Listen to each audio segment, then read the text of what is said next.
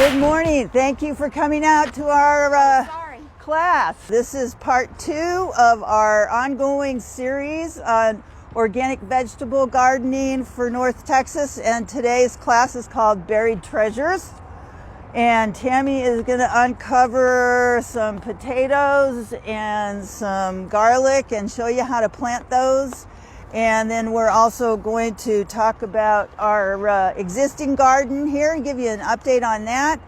And I'm going to hand the microphone over to her, and she's going to start. Good morning. We're going to start by talking to y'all about potatoes, and then we'll cover a little bit about onions just because I already have them in our, I don't know what kind of demo garden. And then we'll go on to garlic. Can you see me? Okay. Yep. Can you hear me, everybody? Yes. Good. So first we're going to start out with potatoes. Potatoes do not do really well here in the ground because we have kind of that clay, ugly soil, most of us. So I have gotten to where I do all of my potato growing in containers. That's what I have down here. So when you're getting ready, the day or two before you start, you're going to get your potatoes. You're going to get your potatoes and you're going to cut them. You want to make sure each piece is over an inch in diameter and that it has at least 2 eyes on them. Once you get them cut, you're going to put them in dusting sulfur and get the dusting sulfur on them, and then you're going to put them up and let them dry. It kind of like it heals over that cut, that fresh cut. And usually letting them set 24, 48 hours, they're fine to go ahead and plant. When we're planting these guys, since I'm using buckets, I'm going to plant them. I'm going to put about 4 inches of dirt at the bottom. I'm going to put the pieces in, and then I'm going to cover them up to where they have about 1 inch over their top. Once those are planted in, you'll start seeing them grow. They get about 6 inches tall. You're going to take and add more soil. And you're going to add soil up to where only about 1 inch of the top is showing. You're going to do this 2, 3, 4 times until you get to the top of your bucket, just depending on how deep you have it. Once you get to the top of your bucket, then you're going to let your plant go. Your plant itself will tell you when it's time to harvest. Most of our potatoes, they will start after, I can't even remember how long. You'll start seeing the plant itself die back. And when the plant starts dying back, that's when you know you can do a test dig. On a test dig, you'll go out, a little further from the pot, and you'll pull and you'll see how your potatoes are looking. If they're still a little small and the whole plant hasn't died back, you can wait a few more days until the top of the plant has died all the way back. The other thing that I like about doing buckets is you don't have to dig them, so you don't take a chance of hurting your potato. You just dump it out. Dump it out on a tarp, something like that. Separate your potatoes out of the soil, then you can use your soil again. I like to reuse. You can use your soil again. You want to let your potatoes lay out and dry, cure, but you do not want to let them sit in full sun. And you don't want them, next to each other to where they hold moisture. You're going to cure them for about 48 hours. Once that skin gets kind of hardened a little bit, then you can store them. And you can store them for up to 6 months. So it's kind of an easy plant to do.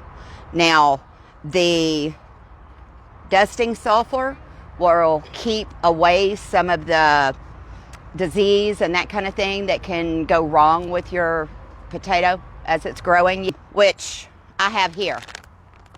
This guy. Okay? When you're planting, I like using soft rock phosphate. It just helps with root development, fertilization, that kind of stuff. You do not want the soft rock phosphate right up next to the root structure. So you're going to put it down into your pot, add a little bit of soil, about an inch, 2 inches, and then put down your, and I measure really well, okay, 1/4 cup maybe, and dust it into the bottom, and then add your soil back in to where you have a couple of inches. Once you get your soil back in there, then you can take your potato, cut side down. These guys, top up. Since I'm doing it in a bucket, I'm only going to put 4 in. So I'll put equal spacing in between the 3 and then 1 in the middle. Once you get that done, water it in really well with, I like fish and seaweed, but any kind of stimulator like that. Some people use Garrett juice. Some people use just a regular root stimulator. Yes, ma'am. No. She wants to know if we put Garrett juice on full strength. No, you're going to mix it up, and it will tell you the different ratios to do. But you'll water it in really well, and then you just wait for your potato to get up to 6-8 inches tall, and then you're going to heel it. That's called healing. I'm just throwing dirt back on it. But you'll do that until you get to the top of each bucket. 1 potato should produce about 30 pounds of potatoes, which is pretty big. Since I can't get a whole potato in there, I'm only doing 4 little pieces, so I'm thinking you'll probably get 10-15 pounds out of it without a problem. What are you saying? 20. What we got? 20 pounds. About 20 pounds per bucket. They did theirs the first year's. Oh, they said that they got about 20 pounds per bucket on theirs. How many years have y'all been doing it? This is their second year. They're not using a bucket like I am. They used a tote, so it's longer, and it's about 18 inches deep. Make sure that if you're using something like that, if you're using any kind of storage container, that kind of thing, a 5-gallon bucket, make sure you put plenty of drainage holes. Potatoes will rot. They like a continuous moisture, but they do not like staying wet. So you'll have to make sure that you have really good drainage. Okay? And then the top of the potato, once it gets to the point that it is the potatoes are no longer going to grow, the top of the plant dies and you know it's time to harvest. All right? Pretty simple. You're not fighting with our soils. You won't have as big of a problem with bacteria in the soil, that kind of thing, because you're using a mix instead of your native soils. Potatoes do like a little bit higher acid level. Part of the reason, a lot of our plants do, part of the reason that I'm using a combination of Command Compost Plus, because it has elemental sulfur already in it, so it's a lot more acidic, along with our raised bed and Rejuvenate, Cotton Burr. It just gives you a good acidic soil for everything to grow in. So that's potatoes. When you're doing your onions, you want to make sure that you're burying your onions at about 2 inches. But when you go to start your onions, you're going to do a row about 4 inches deep. So you're going to do your row, you're going to do 4 inches deep, and then you're going to take the same soft rock phosphate, and for every 10-foot row, you're going to use a 1/4 cup of soft rock phosphate. You're going to dust that down in the bottom of the row, add 2 inches of soil back up there, and then you're going to plant your onions. Plant your onions about 6 inches apart, and make sure that your rows are about 18 inches apart for your onion growth. Onions, I like pulling green onions, so I plant them just a little bit closer, so I can go through during the season and pick me some and then let the rest of them grow until they're through. Onions are one that's also, your leaves are going to start turning yellow. They can lay down. Once they start turning yellow and laying down, you know the onion is through developing.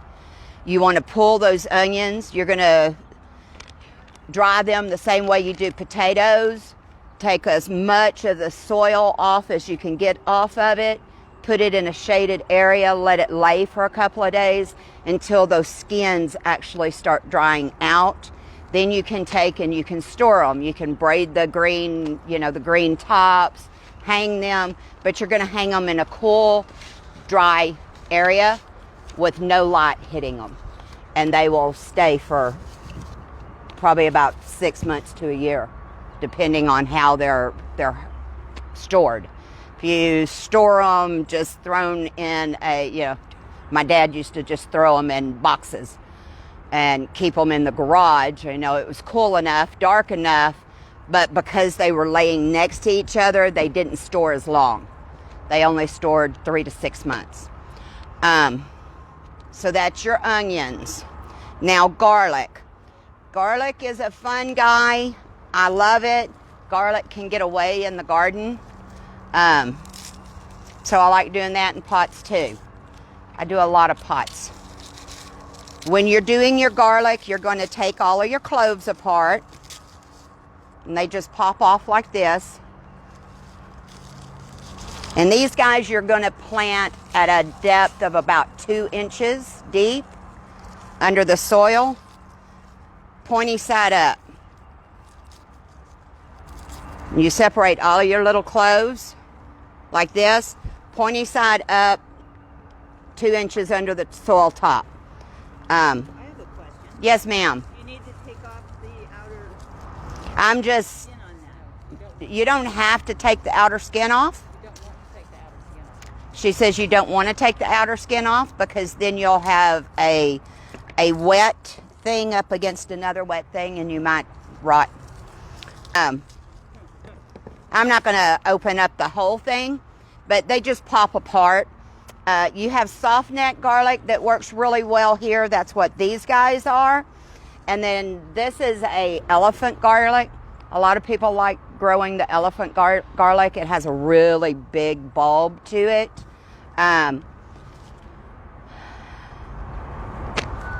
Soft neck garlic grows better here than hard neck.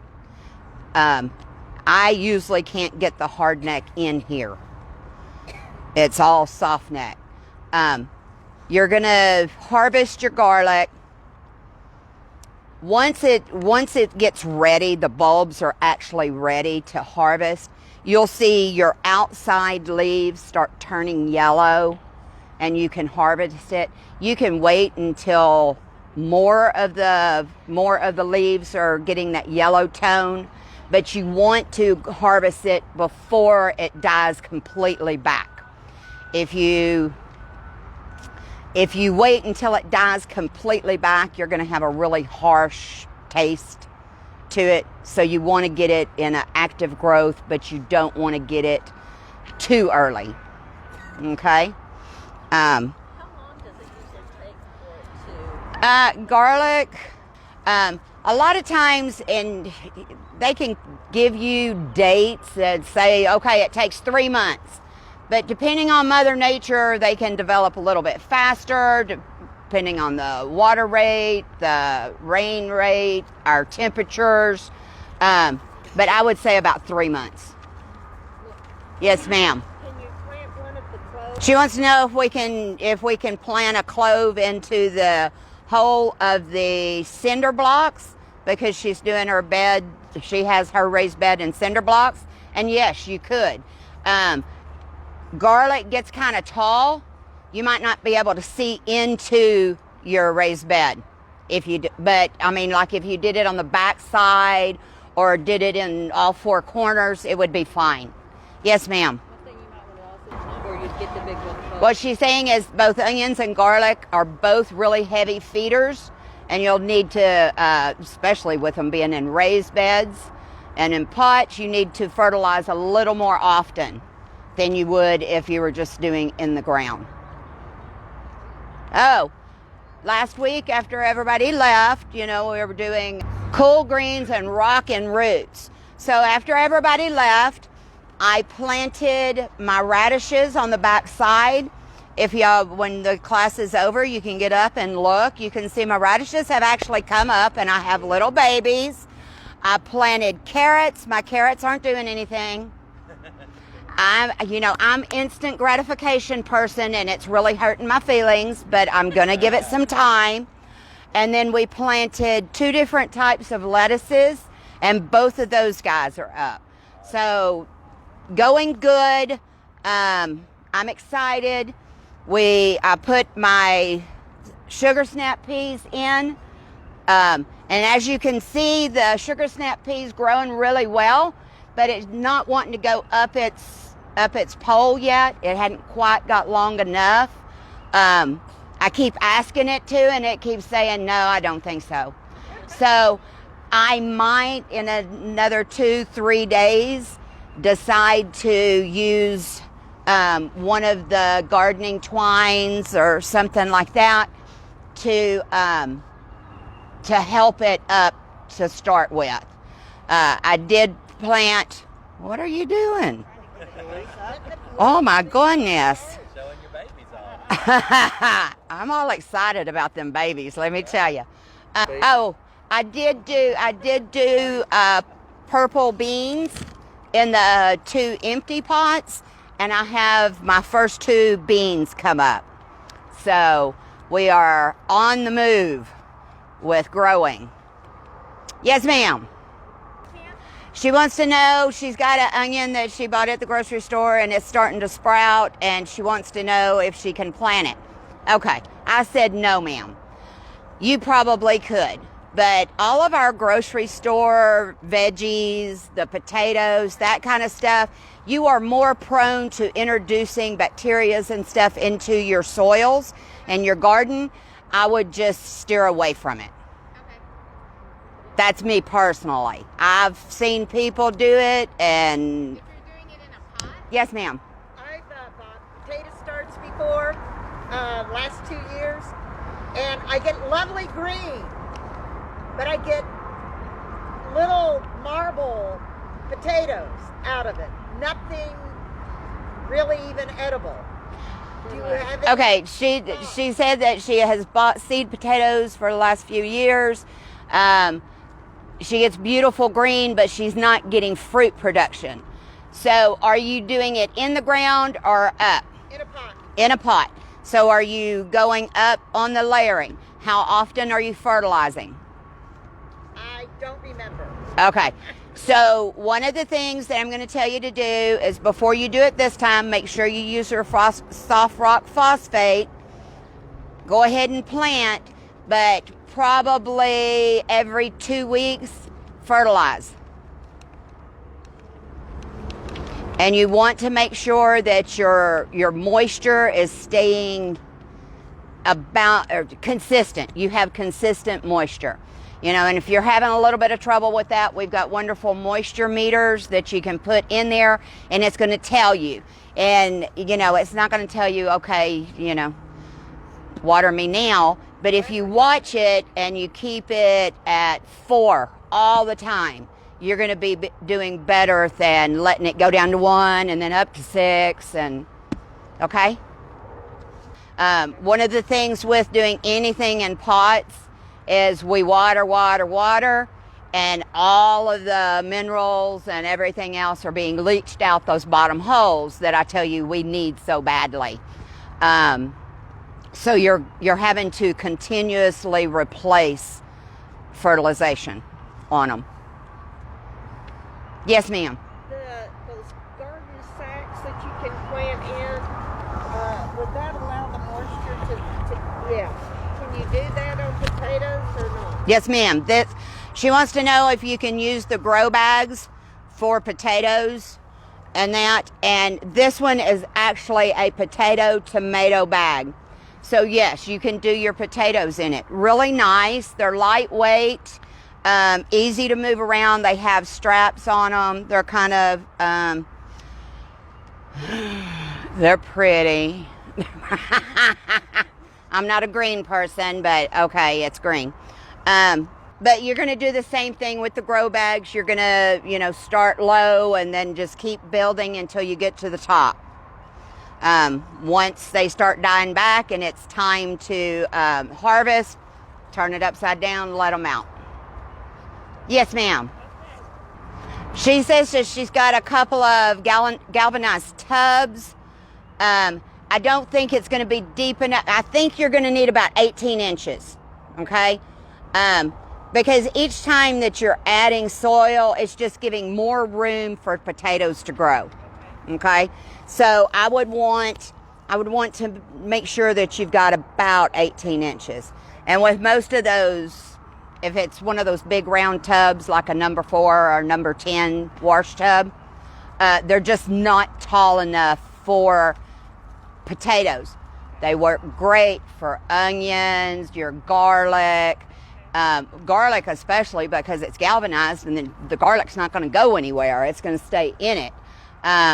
You can do any of your other vegetables, even your root vegetables, turnips, beets, any of those guys will do. It's just a potato needs more height to it.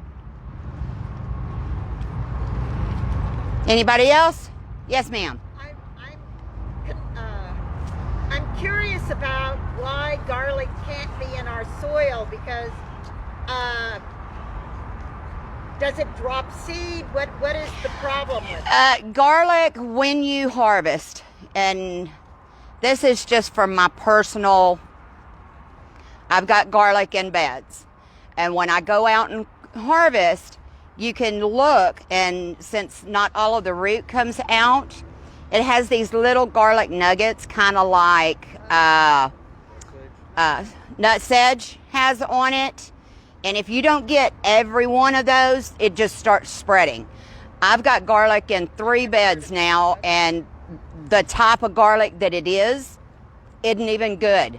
And I cannot get rid of it. I don't want to grow other garlic when because I've got so much of it. Yeah. Okay.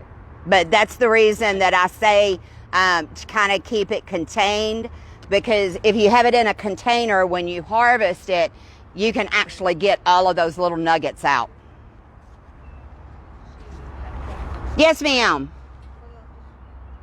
She wants to know if you can use the little nuggets to plant again. You can. It takes 2 seasons. Well, y'all come look. One of the things that I did, we were talking about the damage and that kind of stuff over the cold, and I thought my cauliflower was okay. If you look at it, I left it in here so y'all could see. The top that was there when it froze is brown and not growing, and the outside is growing around it. So I wanted y'all to see that before I pull the plant out and put something else in. But okay, let's see. On the 20th, we have tomatoes. So we're going to talk about tomatoes in the garden, and I'll probably do peppers at the same time. So we'll do tomatoes and peppers on the 20th.